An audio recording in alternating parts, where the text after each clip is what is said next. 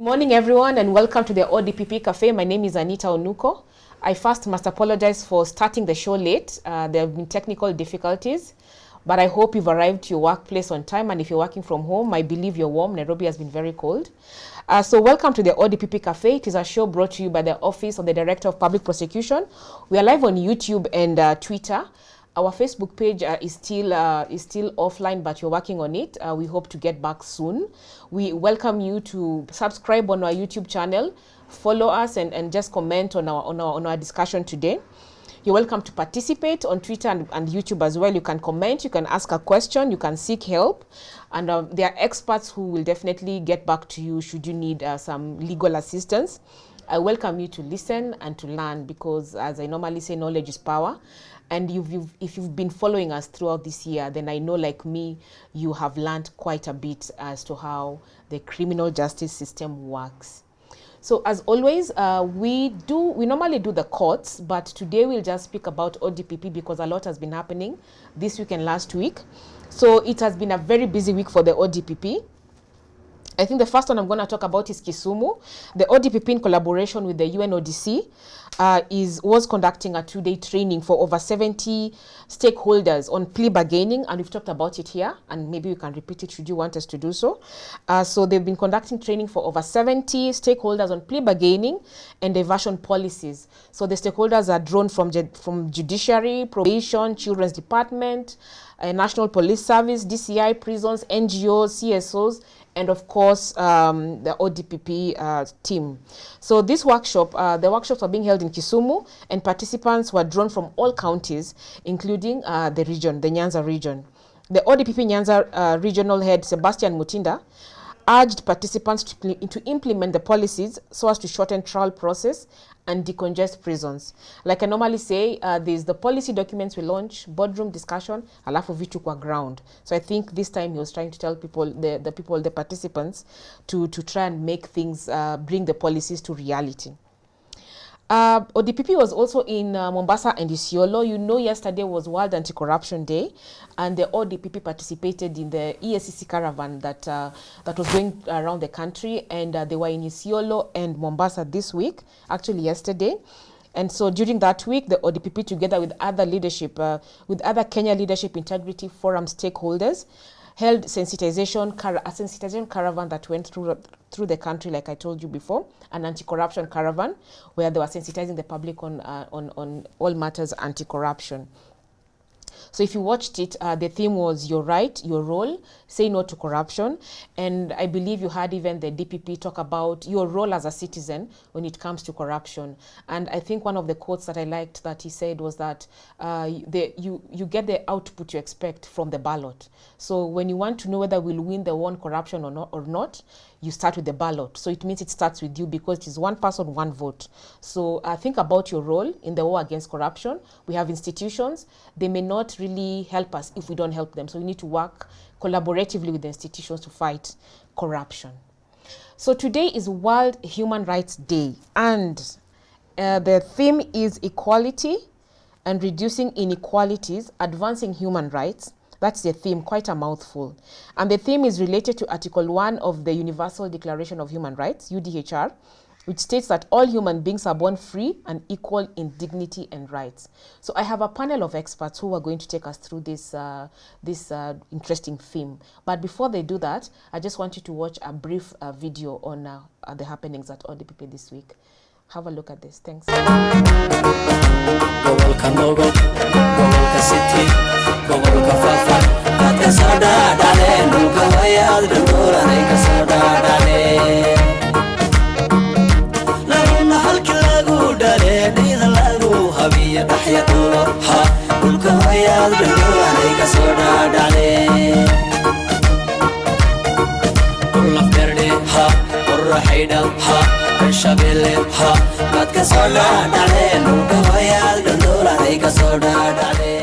Madhumuni ya sisi kuja hapa leo ni kwa ajili ya hiyo research tuliyoifanya, ambayo ilionyesha jamii ya Northeastern haswa ndio inaendeleza mambo hayo mpaka kwa sasa. Na ni jambo ambalo hata ukiangalia kwa dini haikubaliki. Nafikiri Sheikh amesema, sina haja kurudia. Mheshimiwa Safia ambaye ametueleza kwa upana madhara yake, tunaona kwamba ni kitu ambayo dini haikubali. Na yale shida ambayo wakina mama wanapitia, mimi nikiwa mmoja wao, na mimi ni mama, niko na mtoto mmoja, lakini nikaamua kwa ajili ya yale shida na yapitia, hata kama ni wakati ya kupata na monthly periods, utakuwa ukiona ni shida ambayo unakuwa na maumivu na kila kitu. Na mume, wasichana wakiolewa tu hivi, mume wakati ile wanakutana, utaona ya kuwa lazima huyo mama sasa apitie mashida. Kuna changamoto ambaye wakina mama huwa wanapitia.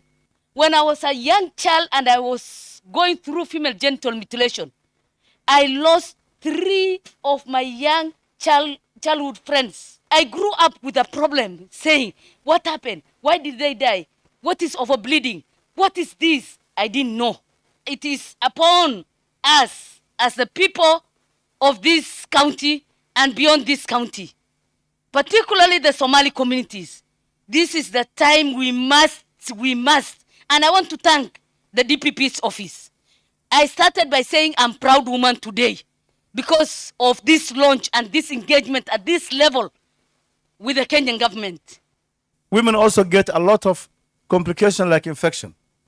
You see, in this society, when you talk about genital infection, from a medical point of view, many doctors and clinicians always think that if you say infection, it is a sexually transmitted infection.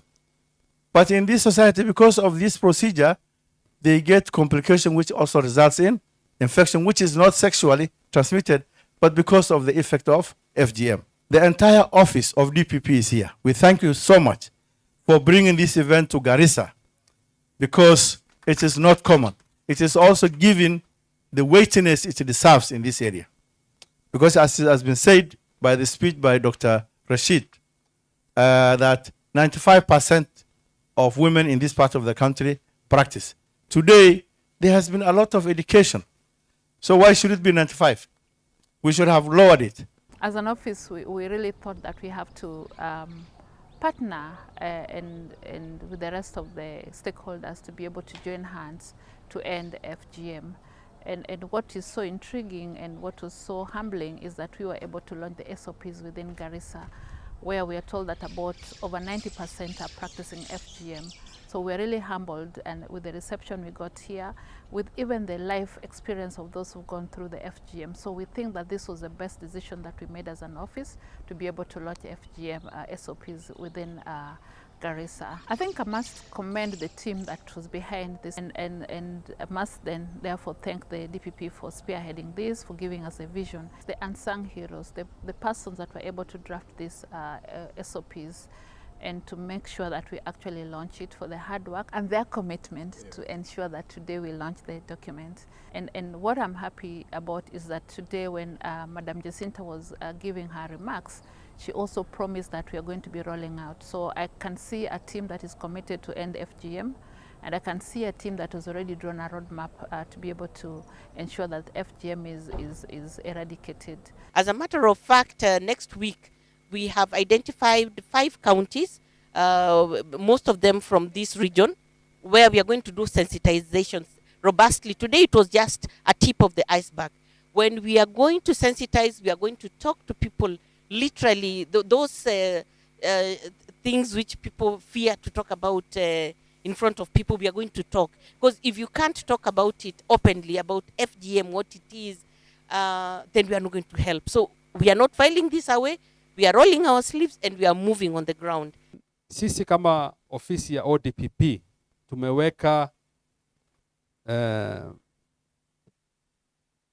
tumeweka emphasis kwa hili jambo, ya kwamba tujaribu kuona kama ODPP tunasimamia upande wetu, upande wa mandate yetu, kuweza kuprosecute mambo kama haya yakitokea, na pia kuchukua jukumu ya kuweza kuwasensitize na kueleza jamii hii madhara na ni jambo gani linaweza kufanyika ikiwa umevunja sheria, ambayo sheria hiyo ni hiyo ya FGM, na ni jambo gani litafanyika na ni namna gani tunaweza kuhakikisha jambo hili lina simamishwa.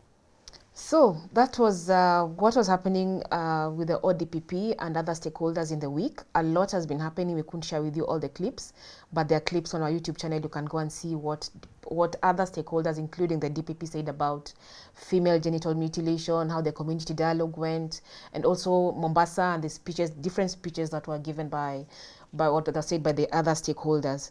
So like I said, today is World Human Rights Day. And the day is to just observe and see the progress made in attaining human rights world over. So everyone in the world is marking this day. And the theme is equality, reducing inequalities, advancing human rights. And it is related, like I said earlier, to Article 1 of the UDHR, Universal Declaration of Human Rights. Yes, which states that all human beings are born free and equal in dignity and rights. We'll discuss this, but first we must allow our guests to introduce themselves. And I'll start with the lady because it's the first time actually she's in our studio. Karibu sana, introduce yourself and tell our viewers what you do at ODPP. Thank you very much, Anita. My name is Becky Arunga. I'm a prosecution counsel in the Conventional and Related Crimes Department. I ordinarily handle judicial review and also participate in the Civil Rights Division. So it's very interesting that today we are here having a discussion on human rights, because that's our core business every other day, having to either defend human rights, find out how they can be enhanced, how they can be advanced. And so it's interesting just inviting members of the public to be part of us as we have this discussion. Do you believe every human is born, what do they say? Equal. Born free and equal in dignity and rights. Is it an aspiration? Is it a reality? It's a reality. It's a reality, but it is constrained by situations of life. And I think that's why when the theme says reducing inequalities, so advancing human rights, it's like if you do one, you achieve the other. If you reduce the inequalities, enhance inclusion, ultimately you'll be advancing human rights. So that it is inherent already in you. It's just that you're trying to find it in the space, in the chaos of the world. So if you reduce inequalities, you're able to find a foothold and know that exactly this is really what I really wanted. Karibu sana. For the second time, is it? Or third time? Second. But you're not a new face, but for the sake of this discussion, maybe introduce yourself. Thank you, Anita, and thank you for inviting us on this commemoration of the International Human Rights Day. My name is Agri Juma. I work with the International Justice Mission. I serve as the senior manager for our CSEC project. What's CSEC? I saw that and I didn't know what it means. Yeah, it's the Commercial Sexual Exploitation of Children project that we are running in the coast, covering the counties of Kilifi, Kwale, and Mombasa. Okay. At IJM, what we do is to partner with the government and communities to advance or to protect people living in poverty from violence. And so part of that partnership is what we do with ODPP, judiciary, law enforcement, and different communities that we work in. Karibu sana to the show. Is achieving human rights possible? Because poverty in itself. It is possible. If it were not possible, we would not be, doing all these things that we do. That you're doing now. Yes, and that possibility is the hope for which we commemorate such a day. Oh, yes. So that we can remind ourselves of the status quo and the progress that we need to make for us to achieve that ideal. Okay. Karibu sana to the show once again, and thank you for partnering with ODPP. Thank you. Mark, introduce yourself. Let me not say you're not a new face, but let's just introduce yourself. Asante sana Anita kwa kutukaribisha tena kwenye studio za ODPP. Kwa majina naitwa Mark Barasa. Nafanya kazi katika ofisi ya mkurugenzi wa mashtaka ya umma. Nahusika sana na semi za chuki, kuwashtaki wale ambao wanatamka semi za chuki. Pia tunahusika sana na haki za uchaguzi. Na tunafurahi sana kuwa hapa siku hii ambayo tunakumbuka mwaka wa 1948 Disemba, mwezi wa Disemba tarehe 10, ambapo Baraza Kuu la Umoja wa Mataifa lilitangaza taarifa kuu juu ya haki za binadamu. So we are very grateful to be here. Thank you very much, and it's going to be a good conversation, no doubt. Lakini Mark. Oh, you must consider another career. When I'm looking at you, I'm like, oh my God, is he going to have us discuss this in Kiswahili? What is human rights in Kiswahili? Haki za binadamu. Yes. Okay, so what? Okay, let me not ask because I come from the Oswayo nation. Kiswahili is not very nice. But then maybe we start from the origins of this day. I've heard you say it, and I know now you can yeah, exactly. help those of us understand. Very true. Yeah, 10th December 1948, the United Nations General Assembly made a declaration on the the Universal Declaration on Human Rights. It set a standard for attainment of human rights, and it required all member states of the United Nations to have that declaration translated into the local languages, to have it read by all the peoples, regardless of their political affiliation, regardless of their religious and affiliation and nationalities. It required that document, that declaration, to be disseminated widely because it set a standard for attainment of human rights for the first time in history. And therefore it paved the way for enactment of human rights treaties. The UDHR itself is not a treaty, it's a declaration. It sets aspirations for achievement and attainment of human rights. But after 1948, we have had many treaties and conventions and international norms in relation to human rights. Therefore, it was a very important document as far as human rights are concerned in the history of humanity in 1948. But what led the world there? There was a lot of war, a lot of conflict, a lot of inequality. Women were not given the same rights as men.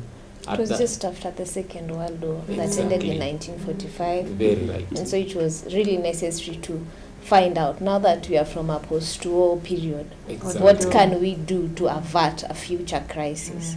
And what do we need to realize so that that never happens? And so the need for equality, the need for big human dignity, the need for treating human beings as equal erupted, and it became the desire of people to ensure that this thing that is innate in us, let's declare it so that it becomes the spirit of every nation's existence, that as you exist, this is what you need to appreciate, that we are all equal, we all have dignity, we all can be treated for just being human beings. I like the way you say it is innate. But don't you say man is inherently evil? It was formed just after the Second World War, as Becky said, and the 1945, that's when the United Nations was formed, and that document, the declaration itself, is attached to the Charter of the United Nations, the founding document of the UN. So as she rightfully puts it, it was meant to ensure that we do not end up in another world war again. Yes. But there have been wars after that, though. There have not been world wars, at least. There have not been world wars, at least. Yeah. So Juma, just give us just the legal basis of human rights in Kenya. First of all, what is the human rights activist in Kiswahili? Human rights mtetezi wa haki za kibinadamu.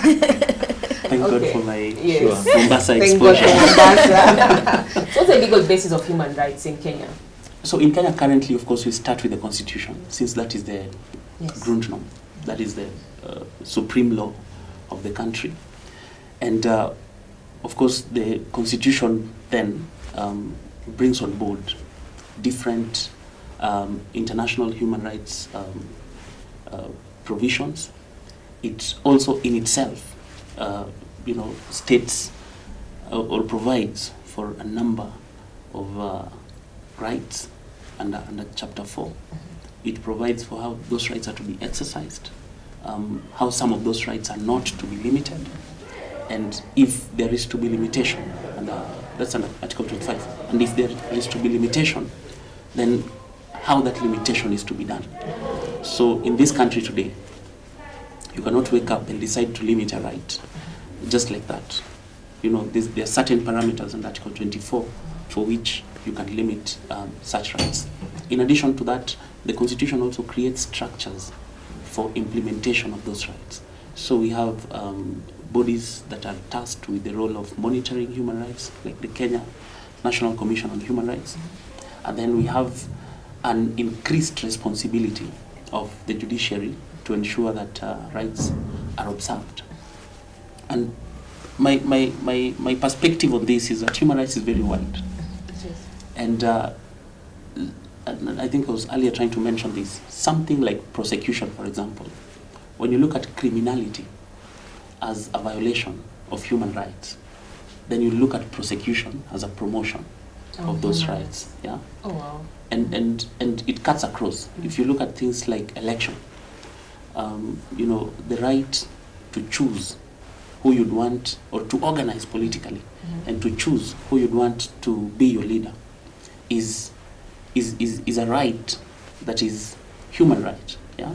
And so by the time we are getting to the point of universal suffrage, those are provisions that assist us in ensuring that we are exercising these rights in a way that is promoting the human rights in the first place.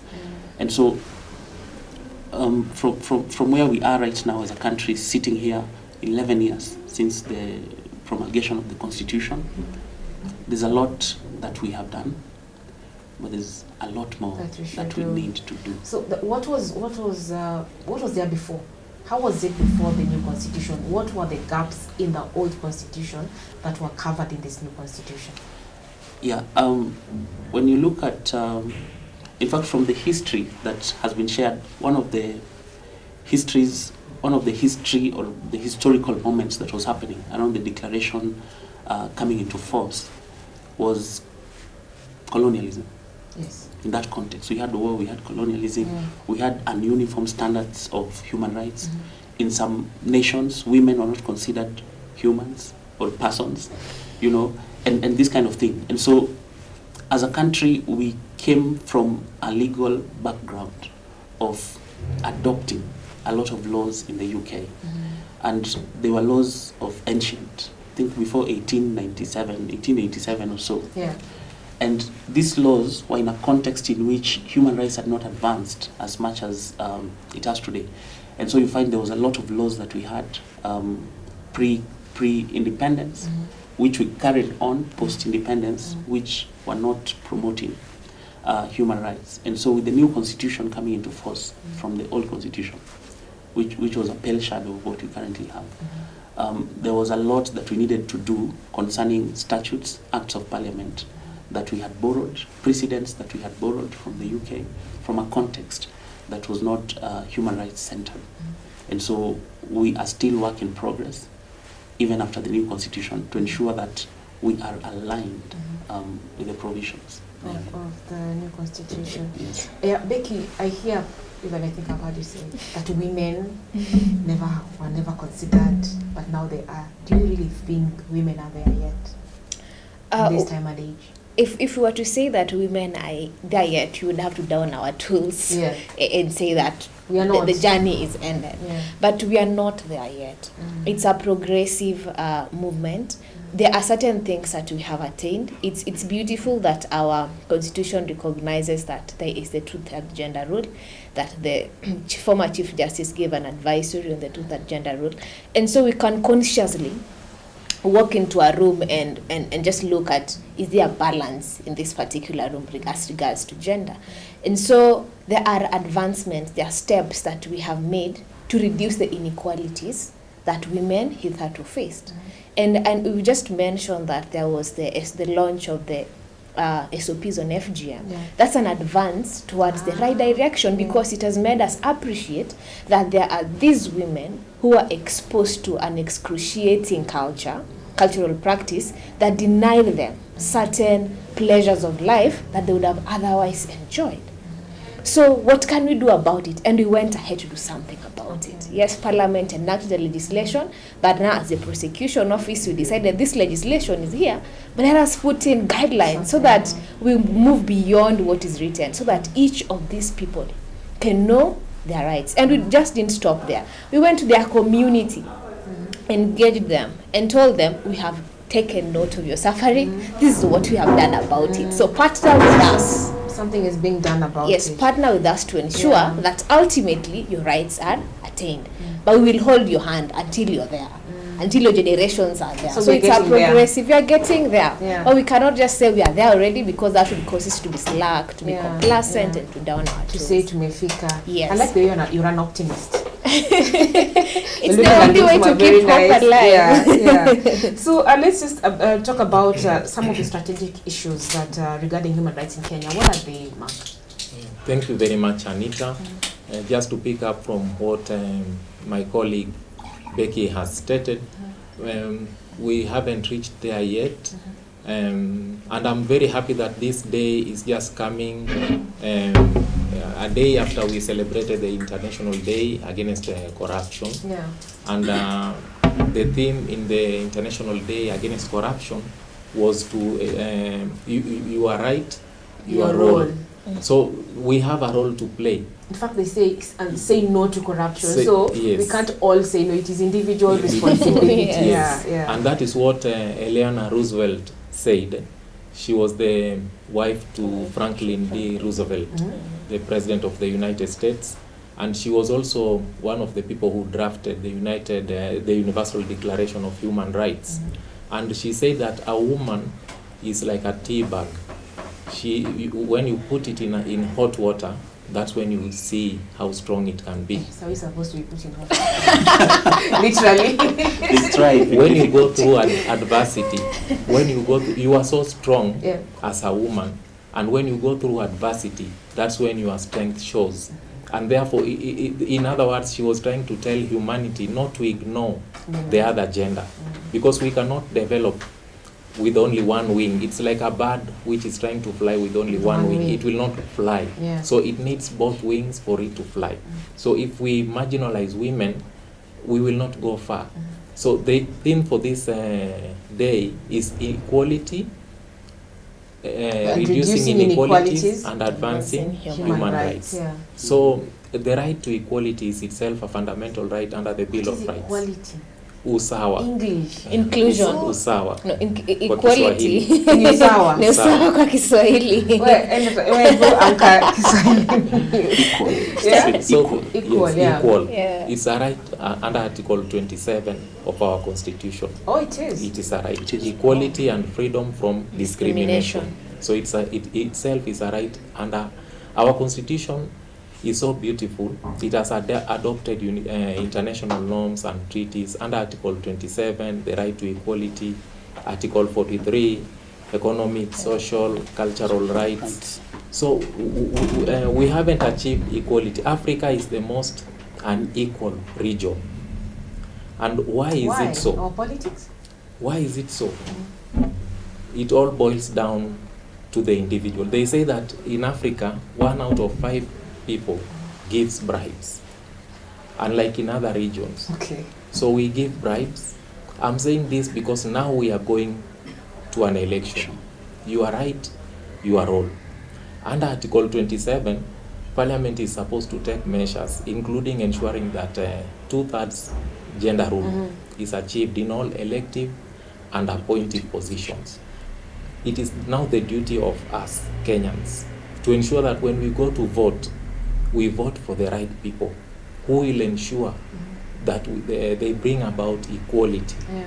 And there's a link between corruption and But equality. before we get there, the Yes. question on equality still begs. Yes. Can you sue someone? Can I sue someone for Yes. discriminating against me because I'm a woman? Actually, Yes, Article 22 of the Constitution, the right to petition court for redress of violation when fundamental rights are violated. The right to petition court is itself a fundamental right. So you can petition court where fundamental rights have been violated. Human rights and fundamental freedoms, wherever they are violated or infringed upon, or when they are not met as required, anybody is supposed to, can petition court. That in itself is a right under Article 22. And the High Court under Article 23 is supposed to redress those rights. So you can even... To redress rights means what? Means to make it right, to remedy. to remedy. It is supposed to remedy the situation. Yeah. So the High Court is clothed with so many powers under the Constitution. They can remedy a situation where fundamental rights are, and it has done so many times. There are so many judicial review and constitutional petitions that are filed in court every day, almost very often. So equality is provided for. Yes, you can bring an action where rights have been violated, and the courts are clothed with so many powers to make the situation right. But then how do you make the decision to charge such a case? And I'm saying this because I was even reading a post the other day on Facebook where somebody asked, have we ever been discriminated against when you went for an interview? Maybe they found you expectant. Have you been denied a job? I have been denied a job because I was expectant. But then, so how do you prove that they denied you because you were expectant? How do you prove they denied you because you have a child? And sometimes you actually go for an interview and they ask you very nice questions. Oh, family, yes, I have a small child. They're like, oh, this job is too high pressure, you can't deal. Oh, yes. Because you have a child. So then how do you make the decision to charge such a case? What do you look at? Such cases of constitutional Are they criminal, infringement first are of all? not criminal They are in not. nature. Okay. Yeah, so they are mostly brought by private members of the public as constitutional petitions that you as a citizen who is entitled to a certain right has had that right infringed. So you petition the court and the relevant body that has denied you right, so that the court can make a declaration that based on the circumstances, based on the facts of this case, it looks like you are discriminated against solely on the basis that either you are expecting or you have a family or you are or you're from this ethnic community or something like that. Then the court will offer a remedy. It's saying, having declared that your rights were infringed, they can either award you damages or rather have you be paid for some amount of money, or they can order you to be actually taken up to work. Oh, yes, like be by the same organization. By the same organization. So the different remedies are available based on the circumstances, but it takes you taking up that particular chance, gathering the evidence that you need, because it will be a court of evidence. It needs evidence. In addition to that, certain acts are criminalized. For example, if it's a public office and someone is abusing his office to commit those illegalities, that's criminal. That's criminal. That's abuse of office. And the DPP does not investigate. The investigation agencies will investigate. The Ethics and Anti-Corruption Commission will do the investigations. They will bring the file to the DPP. Only if there is sufficient evidence with a high prospect of conviction will the DPP make that decision to charge. So if it meets that threshold, then definitely someone will be charged. And this is in addition to other remedies at civil law, which Becky has very eloquently explained about. Another good example of where a violation of a constitutional right coincides with crime is in cases involving children, which is my area of expertise. And for example, if you breach the privacy of a child in a certain way, it would potentially, be a crime that can have you prosecuted, investigated and prosecuted. And so, broadly speaking, there are constitutional violations, and then as Mr. Baraza has said, there are some violations that are criminal in nature. And so when you do that, a good example is murder. We have the right to life. And so if you kill somebody, it's a violation of that constitutionally protected right to life. But the act of murder is a crime. And so that's where now the office of the DPP, for example, jumps in to ensure that this person is prosecuted in line with the provisions of the penal code. So still on the children. So when you find this commercial sex, children in? Commercial sexual exploitation of children. My God, commercial sex exploitation. It's more like child sex trafficking. Child sex trafficking. Yes. So when you arrest a grown-up dealing children in the sex trade, and what are they charged with? What is the penalty? What is the offense and the penalty? When police officers arrest them. Oh, good, that's Juma. So when police officers arrest them.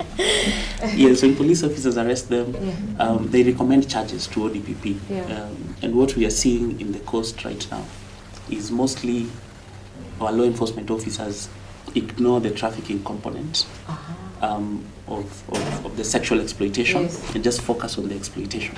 And so most of the cases are defilement cases. What's the difference then?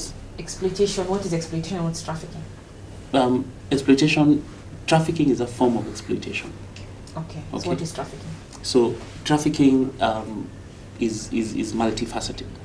So for example, if you convey a child for purposes of sexual exploitation, Msema convey. if you transport a child, if you receive money, you know, in that what we call pimp situation. Yes. So you have a child, but you're sort of selling them for sex. That is trafficking. If you Have a child. you have them in a house, either for purposes of other people or yourself, exploiting them sexually. Recruits. If you recruit them, I like that. Yeah. You know, and so you find that most of the time, if some people put them in brothels, so they set up a brothel, they have some adults, they have children, and the children, from what we are getting, tend to attract a bigger market, which is very sad. That's sad. Yeah. And so when you have them in such a situation, it amounts, broadly speaking, it amounts to trafficking. But when our law enforcement officers arrest people in that context,